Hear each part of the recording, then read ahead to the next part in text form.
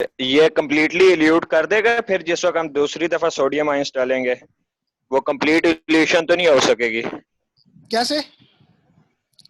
जिस वक्त पहली दफा हमने सोडियम आयंस अटैच थे तो हमने जी जी। लेंथेनाइड का सोल्यूशन डाला है, तो हाँ हाँ। अगली दफा हमने सोडियम का सोल्यूशन डाला है ताकि हम उसे इल्यूट कर सकें, निकाल सकें ना, जो हमने सेपरेट किया है।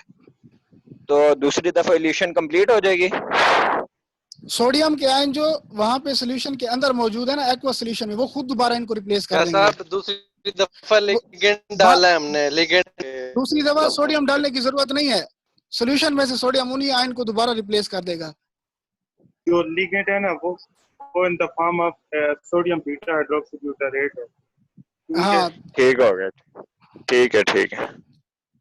तो वो कॉम्प्लेक्स जो है वो वहां से डिटैच होगा और सोडियम दोबारा वहां पे अटैच हो जाएगा। लेकिन ये जो कॉम्प्लेक्स होगा, अब क्योंकि सारे के सारे कॉम्प्लेक्स जो है ना वो इक्वल उसमें नहीं होंगे, स्ट्रेंथ नहीं होगी। जो जिनकी साइज छोटी थी उनके कॉम्प्लेक्स जो थे वो ज्यादा स्ट्रांग थे, और जिनकी साइज बड़ी थी उनका कॉम्प्लेक्स जो है वो लिगेंड के साथ इतना स्ट्रांग नहीं था, मतलब उनका चार्ज इतना ज्यादा न्यूट्रलाइज नहीं होगा। जो छोटी साइज वाले हैं उनका चार्ज जो है वो ज्यादा न्यूट्रलाइज होगा। तो जितना ज्यादा वो अच्छा कॉम्प्लेक्स बनाएंगे उतना जल्दी वो वहां से डिटैच होकर सोल्यूशन के अंदर आएंगे, और उतना जल्दी वो क्या हो जाएगा, एल्यूट हो जाएगा।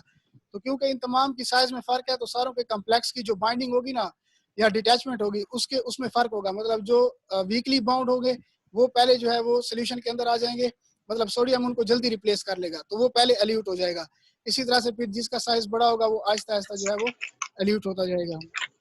तो मतलब यहाँ पे लिखा हुआ है कि the Ln+3 cations with smallest radius are most strongly bound to the anionic ligand, so these ions have greater tendency to be eluted first. तो जितना ज्यादा उसका स्ट्रांग कॉम्प्लेक्स होगा उतना उसको आसान होगा रिमूव करना उस रेजिन से, तो वो पहले एल्यूट हो जाएगा। तो इसमें जो सबसे पहले होगा वो कौन सा होगा, जो उसका लेंथिनम है, उसकी उससे अगर हम आगे की तरफ जाएंगे तो साइज जो है वो डिक्रीज होगी। तो जो एंड वाले आयंस होंगे वो पहले होंगे, जैसे ल्यूटीशियम है, और फिर इस तरह से जिनका साइज बढ़ता जाएगा तो वो एंड पे क्या होंगे, वहां से एल्यूट होंगे। तो ये इस तरह से इनको जो है वो सेपरेट किया जाता है।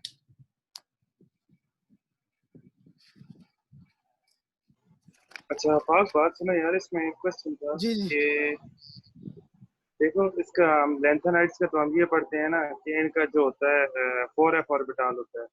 ठीक है, हाँ 4f 4 है। ऑर्बिटल इनका इनका जो है वो होता है, बरीड होता है। हाँ बिल्कुल। ठीक है, और कम्प्लेक्स तो f ऑर्बिटल बनाता है ना, तो हाँ इसलिए हम कहते हैं कि लेंथेनाइड जो है वो कम्प्लेक्स बनाते ही नहीं है असल।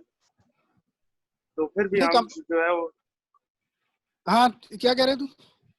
तो फिर भी हम जो है वो ये कम्प्लेक्सेशन वाला ये जो मेथड हम कर रहे हैं, तो ये मुझे समझ नहीं आ रही। एक एक जगह कह रहे हैं कि ये कम्प्लेक्सेस बहुत मुश्किल से रेयरली बनाते हैं, और दूसरी साइड पे ये सेपरेशन ही कम्प्लेक्सेस की बेस पे हो रही है, क्योंकि ये इनका एफ ऑर्बिटल तो बरीड होता है, ये कम्प्लेक्सेस कैसे बनाएंगे? हाँ नहीं, असल में ना कम्प्लेक्स ये है ना मुश्किल से बनाते हैं, लेकिन बनाते हैं। अगर तो लेंथिनाइड्स और एक्टिनाइड्स की सेपरेशन होती ना तो फिर तुम कह सकते थे कि एक्टिनाइड्स जो है वो इनसे ज्यादा एबिलिटी रखते हैं कम्प्लेक्स बनाने की, क्योंकि उनका जो ऑक्सीडेशन स्टेट होती है वो बहुत ज्यादा होती है, +7 तक वो चला जाता है उनका चार्ज। तो उनके सामने तो ये बिल्कुल कम्प्लेक्स नहीं बनाएंगे एक्टिनाइड्स के सामने, लेकिन आपस में तो हम इनको कंपेयर कर सकते हैं ना। तो आपस में क्योंकि ये सारे लेंथिनाइड्स हैं तो कम्प्लेक्स तो लेंथिनाइड्स बनाते हैं, लेकिन उतना स्ट्रांग कम्प्लेक्स नहीं बनाते जैसे एक्टिनाइड्स वगैरह या वो दूसरे एलिमेंट्स बनाते हैं। तो बनाते हैं, लेकिन इसमें जो है वो सबका कम्प्लेक्स डिफरेंट होगा साइज की वजह से। जिसका साइज बड़ा होगा वो मतलब उसके साथ लिगेंड के साथ इतना स्ट्रांग कम्प्लेक्स नहीं बनाएगा, जिसका छोटा साइज होगा वो ज्यादा स्ट्रांग कम्प्लेक्स बनाएगा। तो चार्ज सबका सेम है, बस सिर्फ साइज का फर्क है। तो साइज की वजह से जिसका साइज छोटा होगा वो स्ट्रांग कम्प्लेक्स बनाएगा और उसको जल्दी से रिमूव करना होगा। और ये स्ट्रांग इनकी आपस में मतलब कंपैरिजन करके किया जा रहा है लेंथिनाइड का आपस में। अगर इसी को इसका जो स्ट्रांगेस्ट होगा उसको अगर आप एक्टिनाइड्स के साथ कंपेयर करोगे तो उसके सामने उसकी मतलब स्ट्रेंथ कुछ भी नहीं होगी, क्योंकि एक्टिनाइड्स जो है वो +7 ऑक्सीडेशन स्टेट शो करते हैं। तो +7 वाले का जो कॉम्प्लेक्स होगा वो बहुत ज्यादा स्ट्रांग होगा। लेकिन अगर इनको आपस में कंपेयर करोगे तो वो फिर ये हो सकता है कि जिसका साइज जितना छोटा होगा वो उतना स्ट्रांग कॉम्प्लेक्स बनाएगा, और जितना कॉम्प्लेक्स स्ट्रांग होगा उतना उसके साथ रेजिन के साथ उसकी अटैचमेंट जो होगी वो वीक होगी, तो उतना वो आसानी के साथ एल्यूट हो जाएगा पहले। इसमें ये बात लिखी हुई है।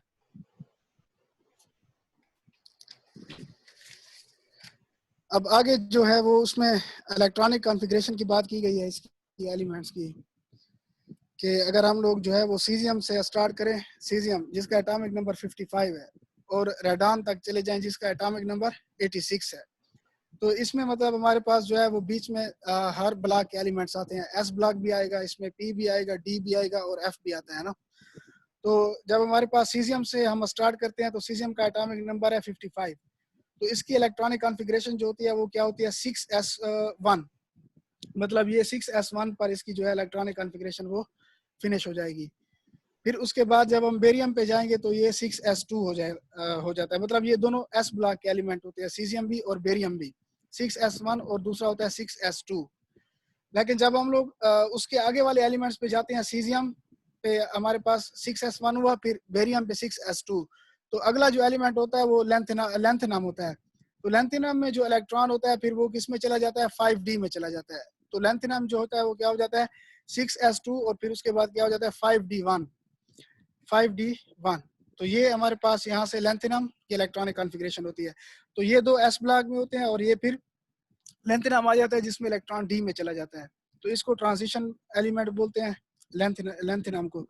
The next electron enters the 5d level in lanthanum and it may be considered as transition element। उसके बाद फिर लेंथेनम के बाद जो एलिमेंट्स आएंगे ना, जिसमें फिर सीरियम से लेकर ल्यूटीशियम तक जो कि सारे लेंथेनाइड की सीरीज है, उनमें फिर इलेक्ट्रॉन्स किस में चले जाते हैं 4f के अंदर चले जाते हैं।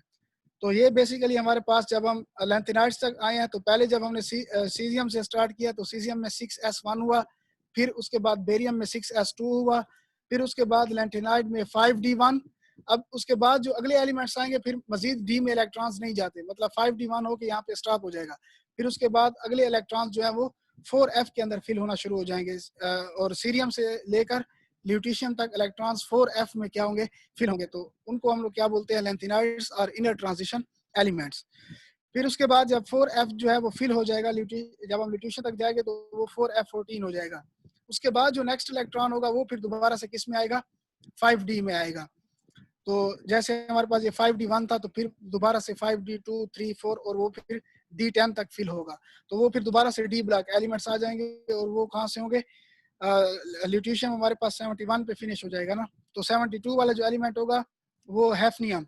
तो इसमें इलेक्ट्रॉन फिर 5d में आ जाएगा और यहाँ से लेकर मरकरी तक, मरकरी एटॉमिक नंबर 80 तक जो इलेक्ट्रॉन्स हैं वो किस में जाते रहेंगे डी के अंदर फिल होते रहेंगे। तो इसमें हमारे पास जब हम मरकरी तक जाएंगे तो एटॉमिक नंबर 80 हो जाएगा। अब 80 तक हमारे पास क्या हुआ कि पहले जब हमने स्टार्ट किया तो 6s में फिल हुए 6s1 6s2। फिर लेंथेनम एक डी ब्लॉक, मतलब उसके अंदर डी के अंदर इलेक्ट्रॉन चला गया 5d1 और फिर लेंथेनम से जैसे हम आ गए सीरियम पर तो f जो है वो फिल होना शुरू हो गया।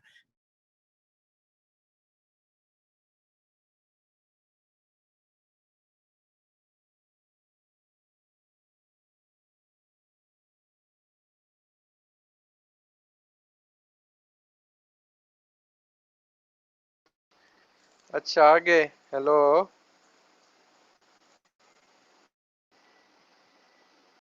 आई थिंक उसके सिग्नल ड्रॉप हो गए।